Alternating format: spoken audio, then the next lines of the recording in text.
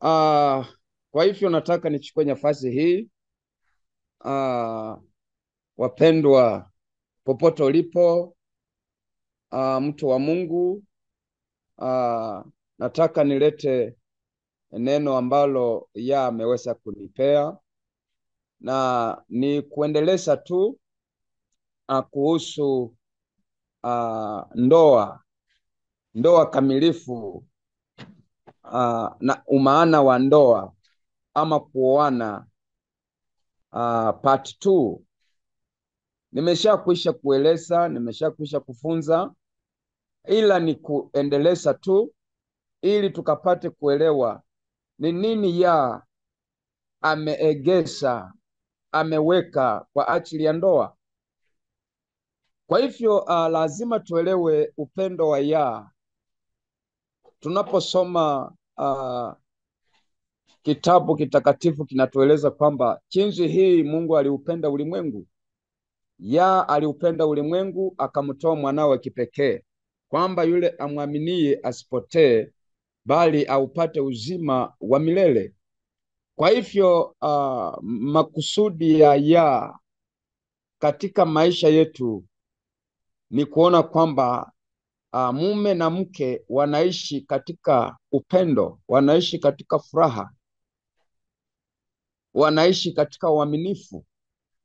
Ila Wakristo wengi wamekosa kufafanua, kueleza maana kamilifu ya ndoa kulingana na Biblia. Kwa hivyo nataka nikukaribishe, niseme mtu mtu wa Mungu, popote ulipo, ukaweze kunisikiliza tu kwa dakika chache, ili nikaweze kueleza umaana wa ndoa ama maana ya kuoana. Kwa hivyo lazima tukaweze kuweka msingi. Kitu cha kwanza ni msingi, ni kuelewa ni kwa nini aliweza kuweka ndoa, kwamba na mume atawaacha wazazi wake na atakutana na mke na watakuwa mwili mmoja. Kwa hivyo lazima tuelewe anaposema na mume atawaacha wazazi wake, alikuwa anamaanisha nini? Haleluya! So lazima tuelewe the scriptural definition of marriage and the marriage covenant. Maana kuna maagano ya kindoa. Maagano ya kindoa inapatikana kwa njia gani?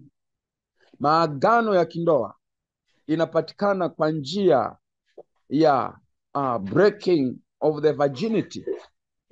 Maagano ya kindoa inapatikana si kwa kuvalishwa pete, maana hivyo ndivyo tumedanganywa, kwamba labda kupitia kwa kuvalishwa pete, kwa kumvalisha mume wako pete, kumvalisha mke wako pete, labda ni njia moja ya maagano ya kindoa. Hapana. Unaposoma Biblia takatifu, Deuteronomy 22, right from 13 kuenda mpaka 29 to 29, utaanza kuona makusudi ya mwenye enzi, namna ambavyo aliweza kuumba kuweka ndoa. Haleluya! Unaposoma hizo vitabu, usome Exodus 22:16 to 17, basi vinaashiria mpango maalum wa mwenye enzi juu ya ndoa, kwamba lazima tuelewe kwamba yeyote yule ambaye anaweza kuwa kwa nafasi ya kumuingilia bikira na kumuondolea ubikira, basi katika mtazamo wa Mungu, hapo basi ndoa imeshaanza kuundwa. Haleluya! Na kwa sababu ya umwagikaji wa damu, basi hiyo inakuwa ni agano kati ya mume huyo na huyo mke. Kwa hivyo lazima tuelewe kwamba kuna mpango maalum unaohusiana na virginity ambaye mwenye enzi aliweka kwa sababu ya ndoa, kwamba na kuna vifungu katika Biblia ambavyo vimeweza kutueleza haya mambo, na kitu ambacho lazima tuelewe kwamba ni mpangilio upi ambao mwenye enzi alikuwa nao kwa ajili ya ndoa. The evidence of woman's virginity is without doubt a cloth used to collect the blood shed from the young woman's hymen when she was penetrated in a sexual intercourse the first time. Haya ni baadhi ya mambo ambayo lazima tuelewe kwamba ni evidence, ni ushuhuda tosha. Maana hata wazee wetu wa kitambo wangelitumia shangazi kuweza kushughulikia hayo mambo ya kuonyesha kama msichana huyo ameweka ubikira au la. Ni mambo yalikuwa ya kijamii sana, kuonyesha kwamba msichana huyu, je, kwa miaka ambayo amefikia ametunza ubikira wake ama ameshavunjwa ubikira wake na labda bado hajaoleka. Mambo kama hayo yalikuwa yanafanyika sana katika Agano la Kale, na hata mababu zetu mababu zetu wamepita haya mambo, wamefanya haya mambo. Kwa hivyo lazima tuelewe kwamba kuna mpango maalum ambao aliweza kuweka mikakati kwa ajili ya kuonyesha umaana wa wana ama umaana wa ndoa. Jambo la pili, I do not believe that there is the sacrament, that the word virgin in the context of the woman refers to a woman who has never had sexual intercourse, and in scriptural terms whose hymen is intact.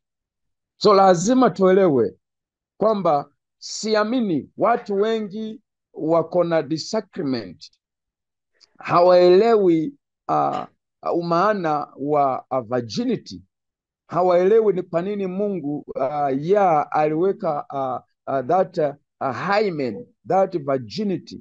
Hawaelewi kabisa. Hata ukiuliza watu ambao wako katika nafasi ya kufundisha dini, bado hawajaelewa hili swala. Ni kwa maana hawajalifuatilia kiBiblia na wakachukua neno hili kwa la manufaa na kufunza vizazi hivi. Kwa hivyo vizazi vyetu vinapotea kwa kukosa maarifa.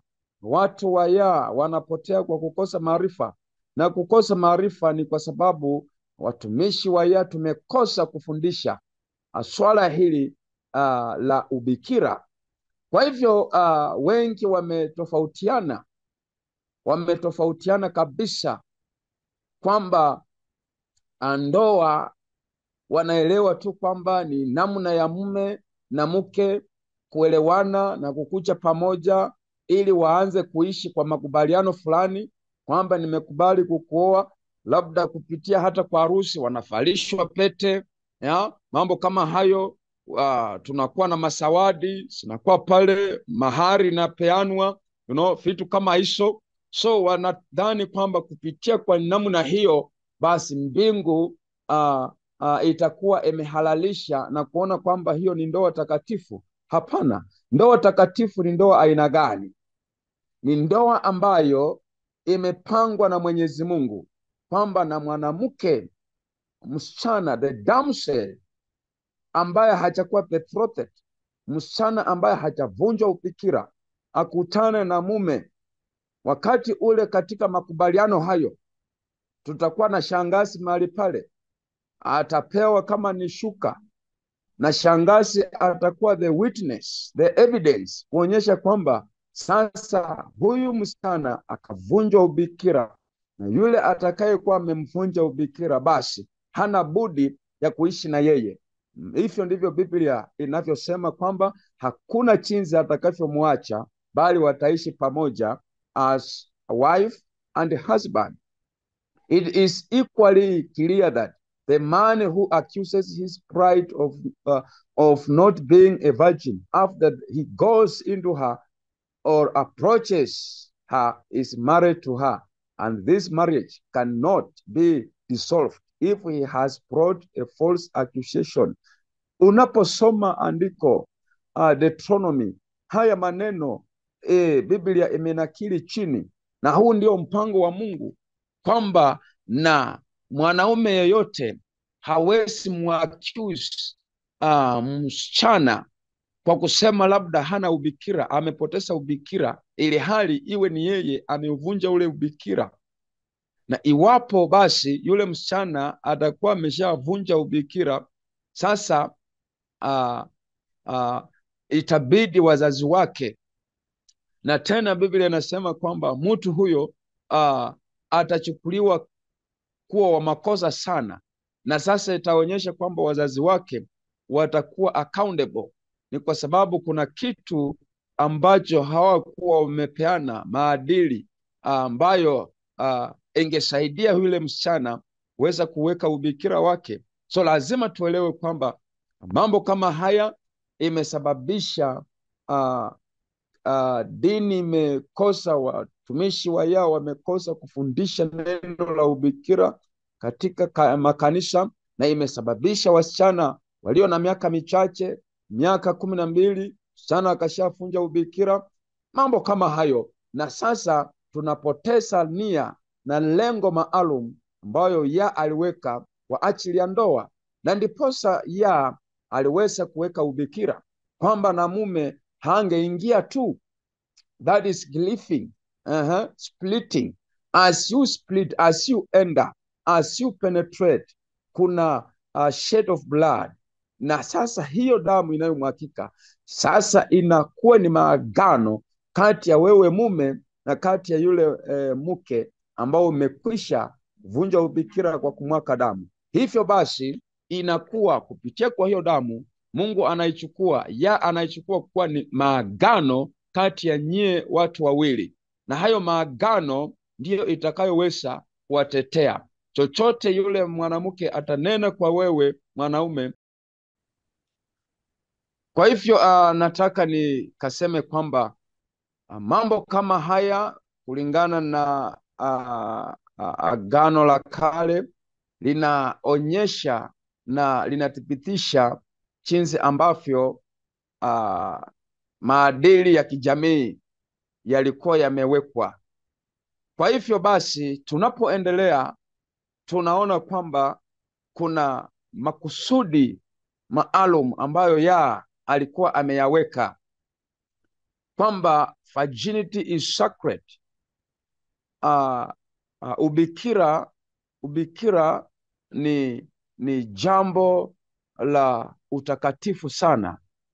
Ubikira ni jambo la utakatifu sana. Na sasa lazima tuelewe kwamba kama ni jambo la utakatifu, Biblia inanena katika Mathayo 25 kuhusiana na wanawali 10, wanawali 5 werefu na wanawali 5 wapumbafu, kwamba na hao wote walikuwa wamemsubiria kumlaki bwana harusi ambaye ni Kristo Yesu, ambaye tunasema Yahushua. The 10 virgins wote walikuwa na one purpose, kumlaki bwana harusi ambaye ni Yahoshua. Ni hali ya kufanya ya harusi, ni hali ya kuoana so kwamba Yahoshua pia aliweza kulakiwa na wale ambao walikuwa wanawali 5 werefu, kumaanisha hawa wanawali 5 ni wale waliokuwa wameweka ubikira wao, na hawa 5 wengine wapumbafu ni wale walikuwa wameshavunja ubikira wao. Kwa hivyo basi hii inaashiria nini?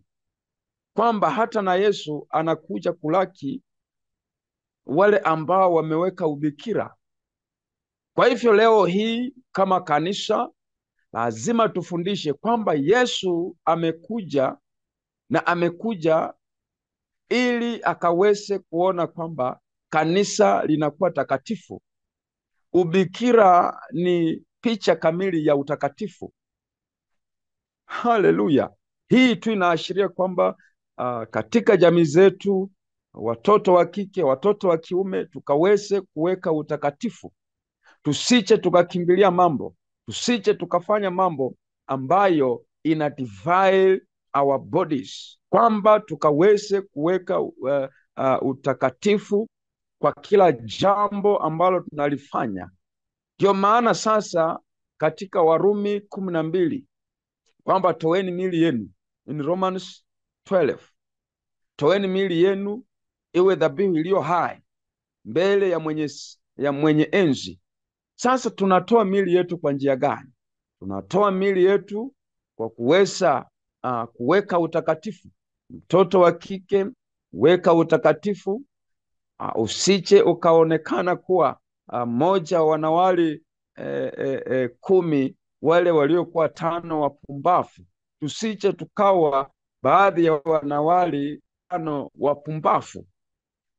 Kwa hivyo kwa sababu ya neema, because of the grace of Yahoshua, neema ambayo tuko nayo ni neema ambayo sasa inaturudisha back, turudi nyuma, tuone umuhimu, tuone faida, tuone makusudi ya katika maisha ya kindoa, kwamba ndoa ambayo iliyo halisi ni ndoa ambayo mwanamke amejitakasa, mwanaume amejitakasa from the court of heaven. Na sasa unasema hapana, si kuelewa haya mambo yalifanyika kabla mimi kujua, si kuelewa, si kufunzwa. Sasa you go back to Yah, na unaomba Mungu mwenye enzi kwamba nisamee, kwamba nitakaze, kwamba nisafishe, kwamba niondolee hiki kifuli cha yule mtu aliyekuwa wa kwanza kwa maisha yangu. So lazima tufike kiwango kile, tuweze kuomba mwenye enzi kwamba akapate kutusamea. Maana kuna uwezekano ndoa mingi, watu wengi waliingia katika ndoa pasipo kuelewa kwamba makusudi yake ya ndoa ni mwanamke kuweka ubikira. Mwanaume anapoingilia kwa kuondoa ule ubikira, hatukuelewa kwamba ni njia moja ya kuingia katika ndoa. Kwa hivyo basi, tunapochelewa kwamba tuliingia katika ndoa kwa namna ambayo si ya ubikira, basi yafaa zote tukaweze kumwomba Mungu msamaha, tuombe msamaha,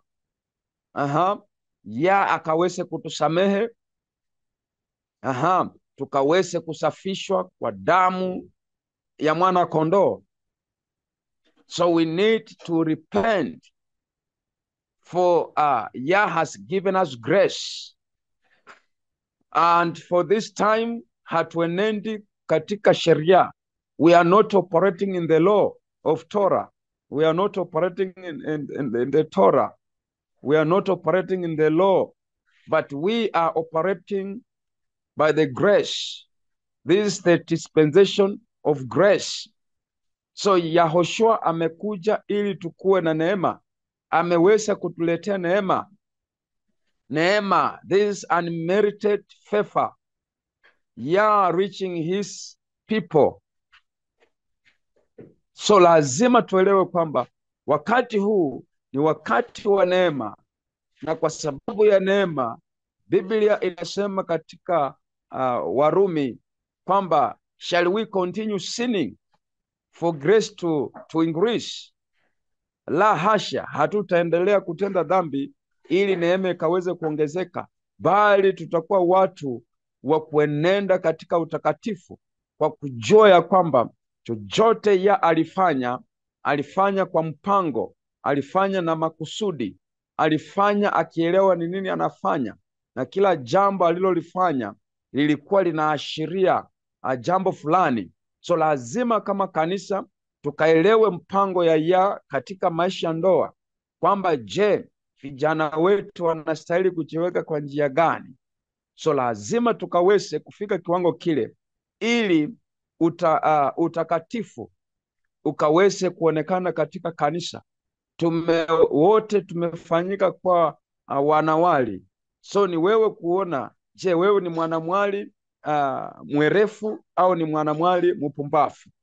Wanawali wapumbafu kulingana na neno hili sasa ni wale waliovunja ubikira wao kabla hawajaoleka. Hao ni wanawali 5 wapumbafu, ambao sasa inafaa warejelee waweze kuomba msamaha, waweze kusamehewa na mwenye enzi, ili sasa ndoa hiyo ifanyike kuwa halali. Na ndoa hiyo inapofanyika kuwa halali, mapenzi ya itaweza kufanyika katika hiyo ndoa, na shetani hatakuwa na nafasi, shetani hatakuwa mshitaki. Maana kila wakati leo hii shetani amekuwa mshitaki. He is our accuser. Satan has become our accuser every time, na anasimama kwa kipengele ya kusema hata hii ndoa haina uhalali, kwa hivyo lazima ikaweze kufurukika. Na anasimama kwa hiyo, kwa sababu anajua kwamba wale watu ambao wameoana na hakuna maagano iliyofanyika kwa kumwaka damu. Kwa hivyo basi, wacha na akaweze kutusaidia. Watumishi wa popote mlipo, tuamuke kwenye usingizi, tuweze kurejelea habari ya utakatifu. Kanisa anataka tukaweze kufundisha utakatifu, maana kanisa likakoza kufundisha utakatifu, na kwa sababu tumepewa neema, there is sufficient grace upon us, so we just need to arise and to teach this kind of teachings, kwamba sasa utakatifu unarejelea kanisani. Watoto wetu, young men and women, need to keep their virginity, because now we are operating in grace, and by the grace of we are going to be forgiven. Wale ambao wamejikuta wameshapoteza ubikira, neema inakutosha dada, neema inakutosha nduku. Wewe nduku ambayo umeoa mke ambayo sio ulivunja ubikira, basi neema ya inakutosha. Wewe dada ulioleka kwa mume ambaye si ndiye aliyekuvunja ubikira, neema ya inakutosha. Nyinyi kurejelea kwa na kuomba msamaha, kwamba naomba unisamehe, maana nilifanya hili jambo pasipo kujua, na hivyo basi tutaweza kusamehewa. Ndoa zetu zikisamehewa, itakuwa ni njia moja ya kufunga milango na mianya ambazo shetani anaweza ingilia na kutushitaki mbele za na kuona ya kwamba ndoa zetu zinakosa kuwa na amani, furaha na upendo. Kwa hivyo nataka nichukue nafasi hii niwaambie kwamba hili ni somo ambalo ni la maana sana. Anataka aone kanisa ikirejelea kufunza somo hili, kwamba lazima tukuwe na utakatifu. Virginity is a sacred thing, and this is the high time that has given us this revelation, kwamba tukaweze kufundisha wale walio tayari kusikia neno hili.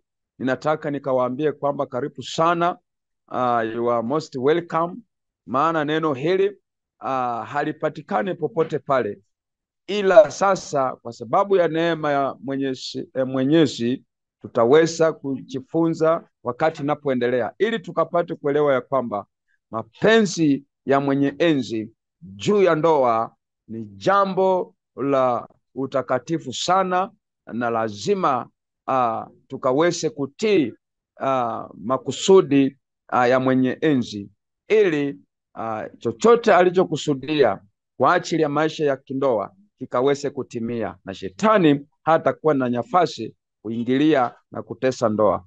Otherwise, I want to thank you all, those who are listening to these teachings in Swahili, Kenya, East Africa. tumejaliwa kusikiliza Swahili and English at the same time. So nataka niwakaribishe nyote on board, mkaweze kuelewa kwamba kuna mafundisho aina hii in English na mafundisho aina haya in Swahili. So in partnership with the brother James, tunataka tuwashukuru sana. Want to thank you so much.